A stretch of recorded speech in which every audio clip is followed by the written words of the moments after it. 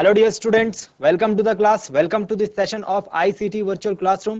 Dear students, मेरा नाम है Rajesh Tamola, teacher science ICT virtual classroom Dehradun से, और इस सेशन में हम लोग डिस्कस करने वाले हैं कक्षा 10 के विज्ञान को, क्लास 10 साइंस को। डियर स्टूडेंट, सबसे पहले मैं होप करता हूँ, उम्मीद करता हूँ आप सबके सब फिट फाइन और हेल्थी होंगे और बिल्कुल रेडी होंगे क्लास के लिए। आप लोग अपनी पोजीशंस ले चुके होंगे, आपके हाथ में अपनी नोटबुक और पेन होगा जिसमें आप यहाँ की जो चीज़ें हैं उनको नोट डाउन करते हैं। अपनी प्रीवियस क्लासेस में डियर स्टूडेंट्स हम लोग बात कर चुके हैं धातुओं के रासायनिक गुणधर्म के बारे में, यानी कि केमिकल प्रॉपर्टीज ऑफ मेटल्स, जिसमें हम लोग धातुओं की रासायनिक अभिक्रियाएं पढ़ रहे हैं। अपनी पिछली क्लास में कुछ अभिक्रियाओं को पढ़ने के बाद, जिसमें कि हमने देखा था क्या होता है जब धातुओं का वायु में दहन किया जाता है, उसमें हमने कुछ नंबर ऑफ धातुओं के लिए हमने रासायनिक अभिक्रियाएं देखी थी, और जिसका निष्कर्ष ये निकला था, कंक्लूजन ये निकला था कि धातुओं में सोडियम एवं पोटेशियम ऐसी धातुएं हैं जो सबसे तेज गति से अभिक्रिया करती हैं वायु के साथ, और सिल्वर और गोल्ड यानी कि सोना और चांदी ऐसी धातुएं हैं, ऐसे मेटल्स हैं जिनकी की वायु के साथ कोई अभिक्रिया हमें होती हुई नहीं दिखती। आज की क्लास में हम लोग नंबर 2 अभिक्रिया के ऊपर चर्चा करेंगे, जो कि है धातुओं की जल के साथ अभिक्रिया। जल में मैंने आपको 3 बातें बताई थी।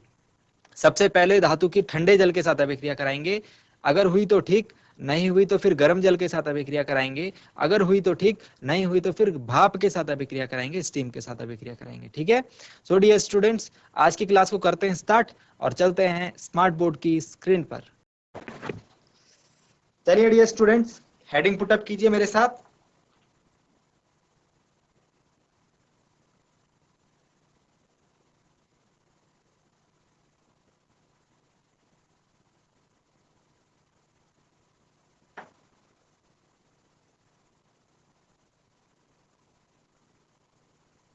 ये हम दूसरे नंबर की अभिक्रिया पढ़ रहे हैं, तो आप 2 नंबर की हेडिंग भी डाल सकते हैं।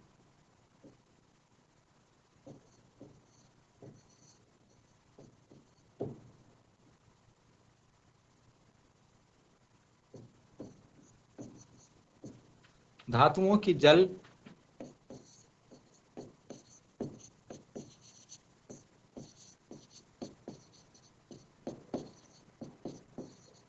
के साथ अभिक्रिया।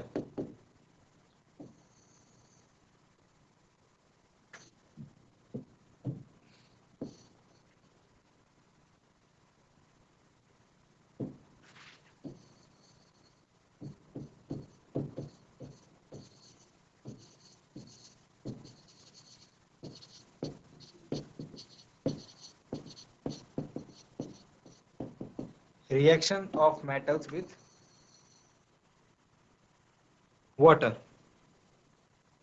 देखिए डियर स्टूडेंट्स, इस अभिक्रिया के बारे में अगर बात की जाए तो नीचे हम एक अरेंजमेंट देख रहे हैं, एक व्यवस्था देख रहे हैं जो कि धातु पर भाप की क्रिया को समझा रही है।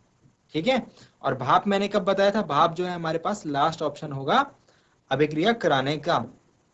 ठीक है, कौन सा ऑप्शन होगा, लास्ट ऑप्शन। सबसे पहले हम ठंडे जल के साथ अभिक्रिया कराएंगे, फिर उसके बाद गर्म जल के साथ, और फिर उसके बाद भाप के साथ। तो मैंने आपको बताया है अपनी लास्ट क्लास में, धातु जब जल के साथ अभिक्रिया करती है तो धातु हाइड्रोक्साइड बनाती है। ये 2 स्टेप अभिक्रिया होती है। पहली अभिक्रिया जो है समान होती है, जैसे कि हमने धातु की ऑक्सीजन के साथ अभिक्रिया देखी थी, और उसके बाद इंटरमीडिएट प्रोडक्ट बनता है धातु ऑक्साइड, और वो पुनः जल के साथ अभिक्रिया करके धातु हाइड्रोक्साइड बनाता है। यहाँ पर भी पैटर्न कुछ ऐसा ही है। सोडियम और पोटेशियम जो है तुरंत अभिक्रिया कर लेते हैं ठंडे जल के साथ ही।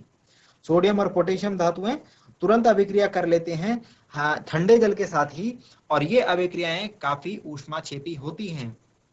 ठीक है, इस अभिक्रिया में जो हाइड्रोजन गैस बनती है वो जल जाती है तुरंत, इतनी ज्यादा ऊष्माक्षेपी होती है, इतनी ज्यादा एनर्जी, इतनी ज्यादा हीट इसमें जनरेट होती है कि अभिक्रिया में बनने वाली हाइड्रोजन गैस तुरंत ही जल जाती है। उसके बाद कैल्शियम है, कैल्शियम की अभिक्रिया थोड़ा स्लो होती है। ठीक है, और कैल्शियम के बाद हम लोग मैग्नीशियम को देखते हैं, तो मैग्नीशियम की ठंडे जल के साथ अभिक्रिया नहीं होती, तो मैग्नीशियम के लिए हमको गर्म जल लेना होता है। ठीक है, मैग्नीशियम के बाद एल्यूमिनियम, जिंक और आयरन का नंबर आता है, तो ये ना तो ठंडे जल के साथ अभिक्रिया करते हैं एल्यूमिनियम, जिंक और आयरन, ना ही गर्म जल के साथ, तो हम इनकी फिर भाप के साथ अभिक्रिया कराते हैं। तो मैंने आपको बताया ना किस तरीके से ध्यान रखेंगे, पहले ठंडे जल के साथ हो गई तो ठीक, ये भी ठंडे जल के साथ पर स्लो अभिक्रिया करेगा, ये गर्म जल के साथ, और इनकी फिर भाप के साथ अभिक्रिया कराते हैं।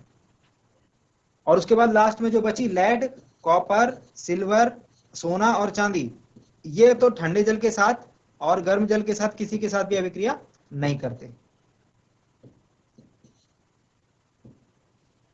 ठीक है, तो इस प्रकार से अभिक्रिया का क्रम आपको ध्यान रखना। चलिए सबसे पहले इस अरेंजमेंट को डिस्कस करते हैं। यहां पर हो क्या रहा है, यहां पर आप देखेंगे बच्चों,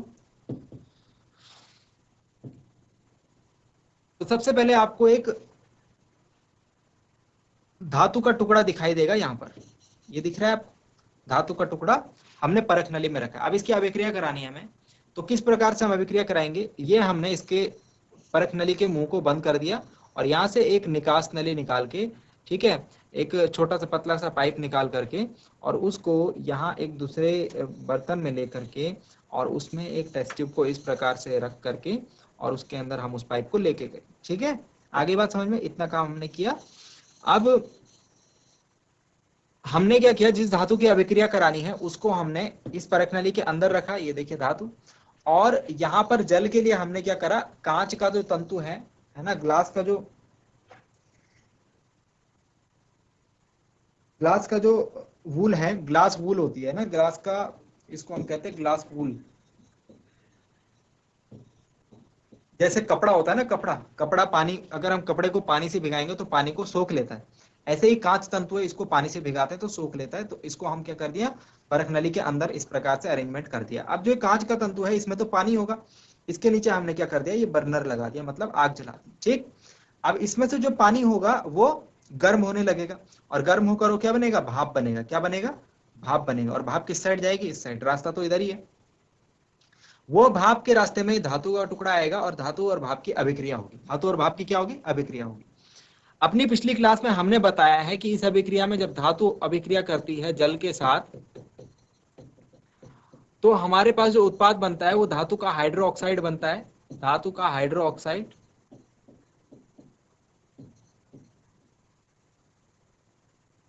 और हाइड्रोजन गैस, H2 गैस। तो जो H2 गैस यहाँ से बनी है, हाइड्रोजन गैस बनी है, वो यहाँ से हमको बुलबुलों के रूप में दिखाई देती है इस बर्तन में।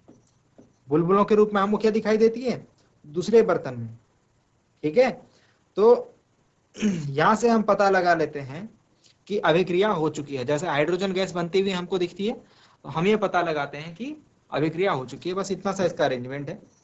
ठीक है, अभिक्रिया को समझने के लिए इतना सा अरेंजमेंट। आई होप समझ में आई होगी बात। ठीक है, अरेंजमेंट थोड़ा टफ है बट अभिक्रिया सिंपल है। अभिक्रिया क्या है, धातु की भाप के साथ अभिक्रिया की जा रही है तो हाइड्रोजन गैस बन रही है। ठीक हो गया। चलिए अब इसकी कुछ अभिक्रियाएं देखते हैं, इसकी कुछ रिएक्शंस देखते हैं। चलिए लिखें यहाँ पे,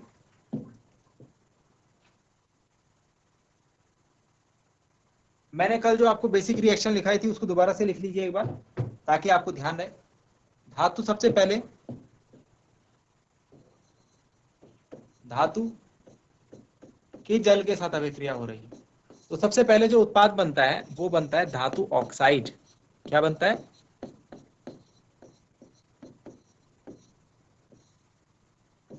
धातु का ऑक्साइड प्लस हाइड्रोजन प्लस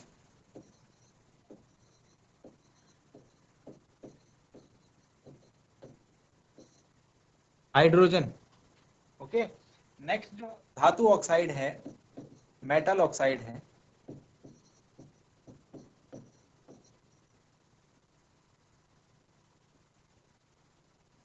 ये वापस से जो जल है उसके साथ अभिक्रिया करता है और फाइनल प्रोडक्ट हमारा बनता है धातु हाइड्रो ऑक्साइड। मतलब कि अभिक्रिया दो पदों में संपन्न होती है। ठीक है, और फाइनल जो प्रोडक्ट बनता है वो बनता है धातु हाइड्रो ऑक्साइड। अगर आपसे एक पद में अभिक्रिया बोली जाएगी तो आप कहेंगे धातु जल के साथ अभिक्रिया करके धातु हाइड्रो ऑक्साइड और हाइड्रोजन गैस बना। ठीक है, मुख्य उत्पाद के रूप में ये दो रहेंगे। चलिए इसके कुछ उदाहरण देखते हैं, examples.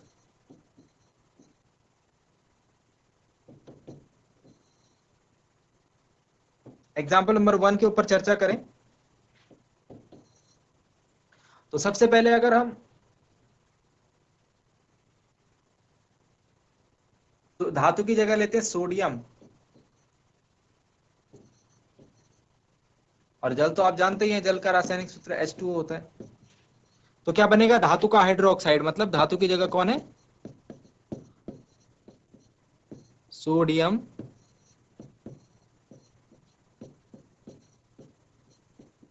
Hydroxide plus hydrogen gas. लेकिन ये अभिक्रिया, सोडियम की जो अभिक्रिया होती है बच्चों, सोडियम की और पोटेशियम की, इसमें ऊष्मीय ऊर्जा भी बनती है। ये अभिक्रिया ऊष्माक्षेपी अभिक्रिया होती है। फर्स्ट चैप्टर में हमने पढ़ा है कि वो अभिक्रियाएं जिनमें उत्पाद के साथ साथ ऊष्मा भी उत्सर्जित हो, उसे हम ऊष्माक्षेपी अभिक्रिया कहते हैं। तो इसको हम अगर सिंबल प्रतीकों के रूप में लिखें तो सोडियम हो गया, जल को हम H2O लिखते हैं, गिव्स। सोडियम हाइड्रोक्साइड को हम NaOH लिखते हैं,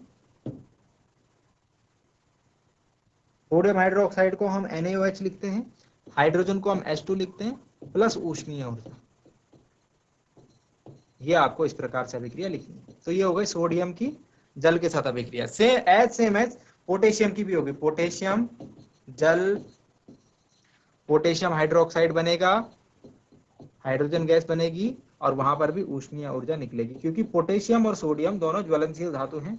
ये जब जल के साथ अभिक्रिया करती हैं तो अत्यंत ऊष्माक्षेपी होती हैं, और इतनी ऊष्माक्षेपी होती है, ये ऊष्मा इतनी ज्यादा होती है कि ऊष्मा जो है ये हाइड्रोजन गैस को तुरंत जला देती है। आपको पता है हाइड्रोजन क्या है, ज्वलनशील गैस है, फ्लेमेबल। अगर इसको जरा सी आग मिली तो ये जल जाएगी। तो यहाँ से ऊष्मा उत्पन्न हुई, मतलब हल्की सी आग मिली तो हाइड्रोजन भी तुरंत क्या हो जाती है, जल जाती है इस अभिक्रिया में। ठीक है, बात याद रहेगी। ओके, Na मतलब सोडियम, K मतलब पोटेशियम, ध्यान रहेगा ये बात। अभिक्रिया संतुलित कर लेते हैं हम, अभिक्रिया को संतुलित कर लेते हैं। चलिए तो NaH2O, हाइड्रोजन 2 है, ओके, इधर HOH है, 3 हाइड्रोजन हो रहे, 2 लगाते हैं इधर,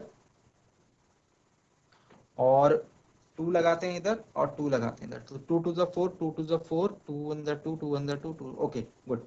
इसी प्रकार से ये भी संतुलित हो जाएगी। ठीक है, तो ये अभिक्रिया है किसकी, सोडियम एवं पोटेशियम की जल के साथ। यहां पर आप नोट के रूप में लिखेंगे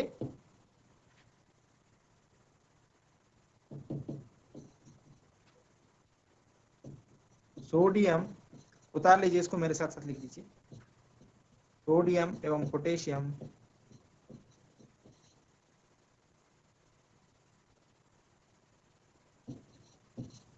की जल के साथ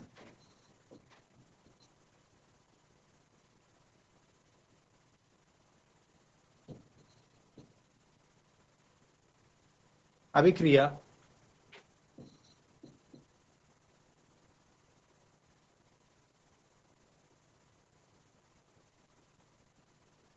ऊष्माक्षेपी होती है, कि जल के साथ अभिक्रिया ऊष्माक्षेपी होती है,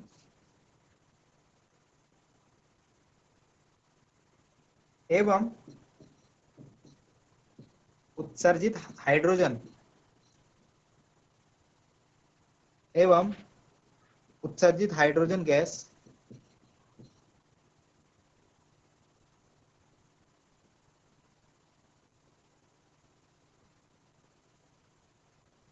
तत्काल प्रज्वलित हो जाती है, मतलब तुरंत ही जल जाती है।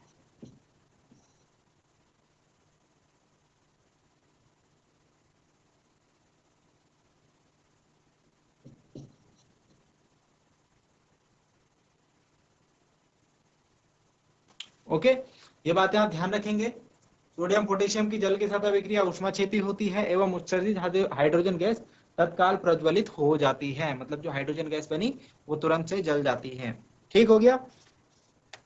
चलिए, नेक्स्ट जो अभिक्रिया है हम लोग पढ़ रहे हैं कैल्शियम के बारे में। तो कैल्शियम को लिखो, तो कैल्शियम धातु हो गया,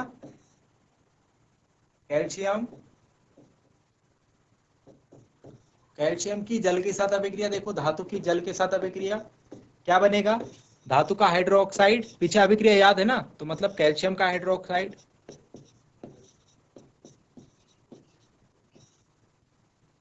आप धातु की जगह जो है अलग अलग धातुएं रखते रहिए, आपको अलग अलग हाइड्रोक्साइड बनते हुए दिखाई देंगे।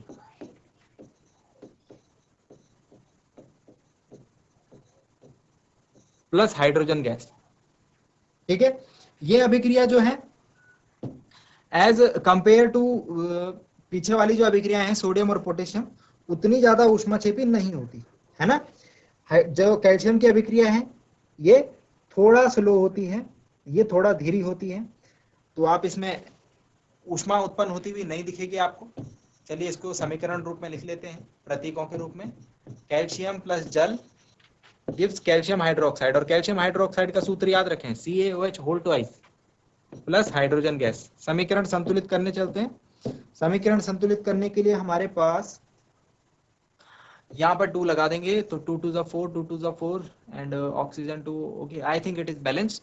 ठीक है, तो ये अभिक्रिया हमारे पास। यहाँ पर आप एक फिर से नोट लिखेंगे, यहाँ पर आप एक फिर से नोट लिखेंगे, हर अभिक्रिया में एक नोट है, हर अभिक्रिया से रिलेटेड एक इंपॉर्टेंट और इंटरेस्टिंग बात है। कैल्शियम की जल के साथ अभिक्रिया धीमी अभिक्रिया होती है, इसको तो आप यहाँ साइड में मेंटेन लिख सकते हैं समझने के लिए। अभिक्रिया कैसी होती है? धीमी अभिक्रिया होती है, स्लो रेट से होती है रिएक्शन। ठीक, परंतु इसमें बनने वाली जो हाइड्रोजन गैस है, इसमें जो बनने वाली हाइड्रोजन गैस है, इसके बुलबुले कैल्शियम की सतह पर चिपक जाते हैं, और जब इसके बुलबुले कैल्शियम की सतह पर चिपक जाते हैं तो कैल्शियम तैरना प्रारंभ कर देती है। ये आपको लिखना है।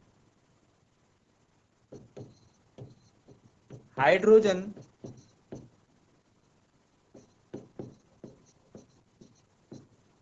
गैस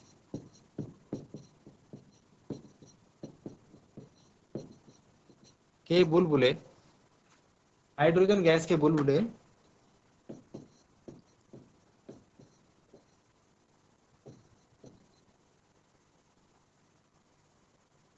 कैल्शियम की सतह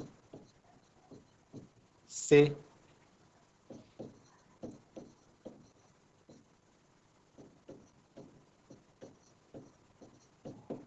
चिपक जाते हैं, अतः कैल्शियम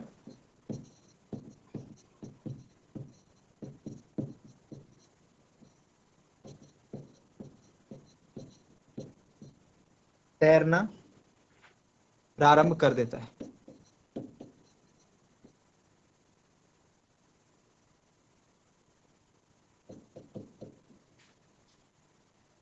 ठीक है, तो ये अभिक्रिया है, इस अभिक्रिया से संबंधित आपको ये बात ध्यान रखनी है। अब नेक्स्ट कुछ नेक्स्ट धातुओं के बारे में बात करते हैं। मैग्नीशियम की अगर बात करें, मैग्नीशियम, तो मैग्नीशियम से रिलेटेड आपको एक ध्यान रखना है पॉइंट, कि जो जल के साथ अभिक्रिया करेगा, ये जल कैसा होगा? गर्म जल होगा, ठंडे जल के साथ अभिक्रिया नहीं करता। मैग्नीशियम गर्म जल के साथ अभिक्रिया करके कौन सा हाइड्रोक्साइड बनाएगा? Magnesium hydroxide. ठीक है, धातु हाइड्रोक्साइड।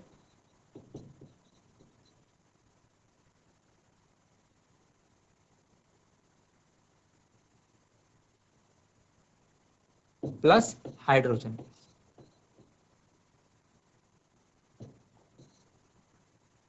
चलिए इसे प्रतीक रूप में लिख लेते हैं। मैग्नीशियम प्लस गर्म जल, जल चाहे गर्म हो, ठंडा हो, भाप हो, उसका सूत्र H2O ही रहता है,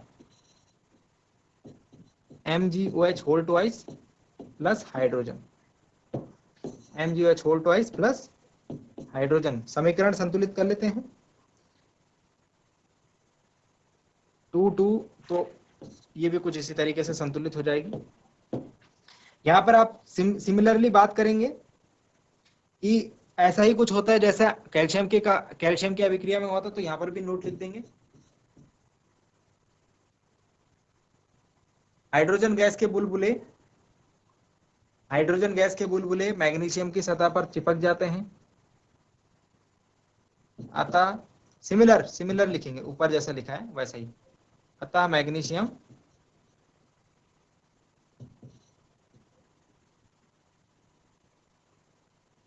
तैरना प्रारंभ कर देता है।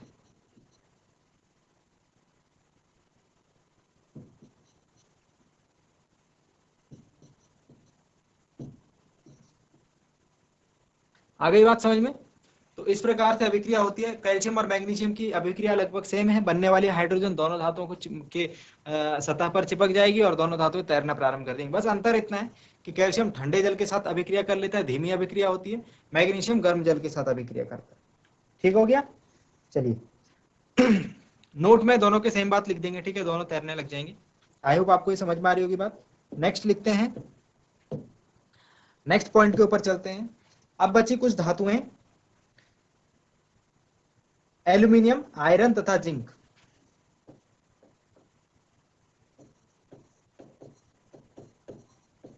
एल्यूमिनियम, आयरन तथा जिंक, ये धातुएं ऐसी हैं ठंडे और गर्म जल के साथ अभिक्रिया नहीं करती हैं कि अभिक्रिया, इसीलिए हम इनकी अभिक्रिया किसके साथ करते हैं, भाप के साथ। और भाप के साथ कैसे अभिक्रिया करते हैं, ये हमने चैप्टर के स्टार्टिंग में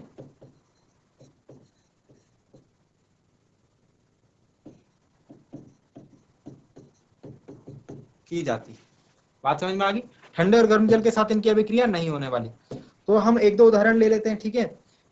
एल्यूमिनियम का उदाहरण बता देता हूं आपको, तो सीधे सीधे एग्जांपल लिख रहा हूं। एल्यूमिनियम भाप के साथ अभिक्रिया करेगा, देखो भाप है तो H2O ही रहेगा, ऐसा नहीं कि भाप का कुछ अलग रासायनिक सूत्र बन जाएगा। तो ये बनेगा Al2O3 प्लस हाइड्रोजन गैस। यहां पर ध्यान देना ऑक्साइड बनेगा, धातु का ऑक्साइड बनेगा, ठीक है। यहां पर ये ध्यान देना धातु ऑक्साइड, हाइड्रोजन हाइड्रो ऑक्साइड नहीं बनेगा, यहां पर धातु ऑक्साइड प्लस हाइड्रोजन बनेगा, ये बात ध्यान रखना, ठीक है। इसी प्रकार से अगर हम देखें आयरन की अभिक्रिया, Fe, आयरन की भाप के साथ अभिक्रिया, तो आयरन का ऑक्साइड बनेगा Fe2O3 plus Fe3O4 plus hydrogen gas. Okay, समीकरण अगर संतुलित की जाए तो 2, 3 and 3, 2, 3 and 4 and 4, ठीक है। तो इस प्रकार से आप जो समीकरण संतुलित कर सकते हैं। ये एल्यूमिनियम, आयरन और जिंक की अभिक्रिया किसके साथ की जाती है, भाप के साथ अभिक्रिया की जाती है। और लास्ट पॉइंट यहाँ पर टू बी नोटेड डाउन वो है, लास्ट नोट जो है वो ये है कि लेड, कॉपर, सिल्वर तथा लेड, कॉपर, सिल्वर तथा गोल्ड, 4 धातुओं के नाम याद रखें। धातुएं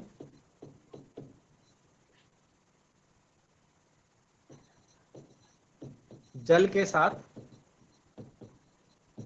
कोई अभिक्रिया नहीं करती।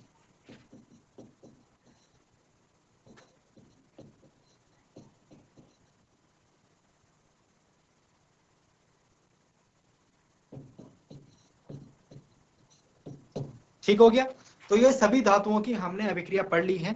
अगर एक यहाँ पर अभिक्रियाशीलता का क्रम बनाया जाए तो सबसे पहले कौन आ रहा है, सोडियम और पोटेशियम ज्वलनशील अभिक्रिया, बिल्कुल ऊष्माक्षेपी अभिक्रिया है, ऊष्मा उत्सर्जित हो रही है और हाइड्रोजन भी जल जा रही है। उसके बाद कैल्शियम धीमी अभिक्रिया, मैग्नीशियम गर्म जल के साथ अभिक्रिया, और आयरन, कॉपर, आयरन, जिंक और एल्यूमिनियम ये भाप के साथ अभिक्रिया। यहाँ पर भाप लिख देना इसके ब्रैकेट में, ठीक है, स्टीम। तो यहाँ पर देखेंगे हम सोडियम पोटेशियम की सबसे तेज अभिक्रिया, फिर उसके बाद हमने देखा कैल्शियम की अभिक्रिया, फिर मैग्नीशियम की गर्म जल के साथ अभिक्रिया, फिर हमने देखा एल्यूमिनियम, आयरन और जिंक की अभिक्रिया, और फिर लास्ट में हमने देखा lead, copper, silver and gold की अभिक्रिया। तो हमको क्रियाशीलता का क्रम पता चल रहा है। पिछले हमने पहली प्रकार की अभिक्रिया में भी देखा था कि सोडियम और पोटेशियम की अभिक्रिया क्या हो रही थी, तेज हो रही थी। मतलब सोडियम और पोटेशियम जो ऐसी धातु हैं जो कि अत्यंत अभिक्रियाशील हैं, हमारी धातुओं में, उसके बाद कैल्शियम का नंबर आ रहा है, मैग्नीशियम का नंबर आ रहा है, फिर इन तीनों का नंबर आ रहा है, फिर उसके बाद लास्ट में इन चारों का नंबर आ रहा है। तो हमारे पास एक सीरीज बनती हुई हमको दिख रही है, दो प्रकार से हम अभिक्रियाओं को पढ़ चुके हैं और एक श्रेणी हमको बनती हुई दिख रही है। जब हम बाकी दो अभिक्रियाओं को भी पढ़ लेंगे तो लास्ट में हमारे सामने एक ऐसी सीरीज होगी, एक ऐसी श्रेणी होगी जिसमें सभी धातुएं अभिक्रियाशीलता के क्रम में व्यवस्थित होंगी। ठीक है, उसको हम सक्रियता श्रेणी कहेंगे। तो चलिए नेक्स्ट हेडिंग डाल दीजिए, नेक्स्ट हेडिंग डाल दीजिए धातुओं की अम्लों के साथ अभिक्रिया। थर्ड प्रकार की अभिक्रिया है धातुओं की अम्लों के साथ अभिक्रिया।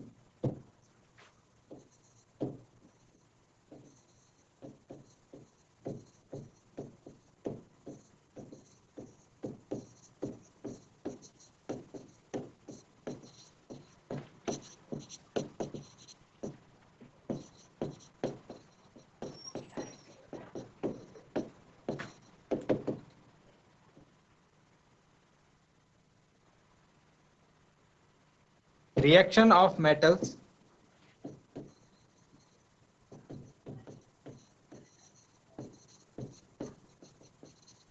with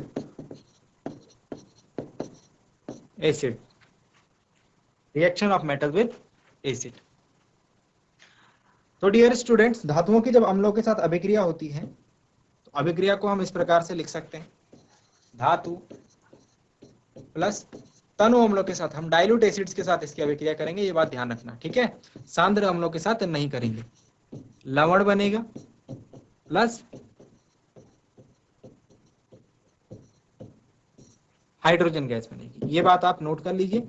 ठीक है, मतलब सबसे पहले हम लोग बेसिक अभिक्रिया देखते हैं, बेसिक स्ट्रक्चर देखते हैं ऑफ रिएक्शन कि क्या होता है।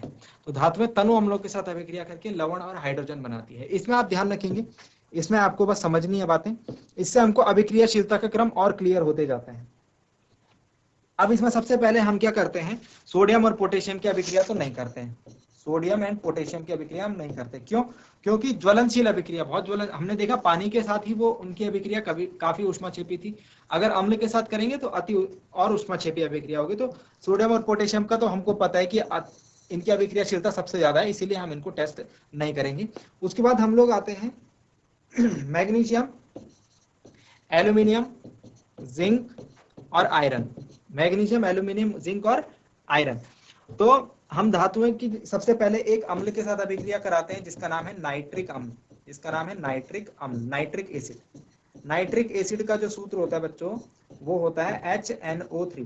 तो धातुओं की अभिक्रिया इसके साथ जब की जाती है तो हाइड्रोजन गैस उत्सर्जित नहीं होती। हमने क्या बोला, यहाँ पर हाइड्रोजन गैस उत्सर्जित होनी चाहिए ना। धातु जब तनु अम्ल के साथ अभिक्रिया करेंगे तो लवण बनाएंगे और हाइड्रोजन, लेकिन जब अम्ल की जगह हम नाइट्रिक अम्ल लेते हैं तो हाइड्रोजन गैस उत्सर्जित होती हुई हमें नहीं दिखती। ठीक है, इसके बाद मैग्नीशियम, मैग्नीशियम की हमने देखी तो मैग्नीशियम में हाइड्रोजन गैस बनती हुई हमको दिखाई देती है। इसके अलावा हम ये देखते हैं यहाँ पर कि जो मैग्नीशियम है वो सबसे ज्यादा उसकी अभिक्रिया तेज हमको होती हुई दिखती है, फिर एल्यूमिनियम की, फिर जिंक की और सबसे लास्ट में आयरन की। तो यहाँ पर जो हमारे पास क्रम है अभिक्रियाशीलता का वो थोड़ा और क्लियर हो जाता है। अब तक तो हमको पता था कि सोडियम और पोटेशियम ज्यादा अभिक्रियाशील है, sodium and potassium is more reactive, और उसके बाद कैल्शियम का नंबर आ रहा था। लेकिन अब हमको पता लग गया उसके बाद मैग्नीशियम का, फिर एल्यूमिनियम का, फिर जिंक एंड आयरन का, फिर उसके बाद जो है lead, copper, gold, silver and gold का नंबर आएगा। अब ये वाली जो सीरीज है इसको क्लेरिफाई करना है, इसको हम अगले अभिक्रिया में देख लेंगे, नेक्स्ट अभिक्रिया में।